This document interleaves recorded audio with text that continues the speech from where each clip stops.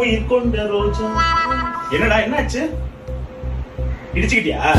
நான் நினைச்சேன். என்னாச்சு? அதாவது கண்களை தூக்கி கால்களில் வைக்கக்கூடாது. கண்கள்ல தான் இருக்கணும், பார்க்கணும் கீழே ஏதாவது இருக்கா இடிக்கூடாதான்ட்டு. இனிமேல இருந்து கண்களை திறந்து நட, கீழே என்ன இருக்குன்றத பாரு, சரியா? நல்லதுக்கே காலம் இல்லை. ஏரிக்கர மேலிருந்து 8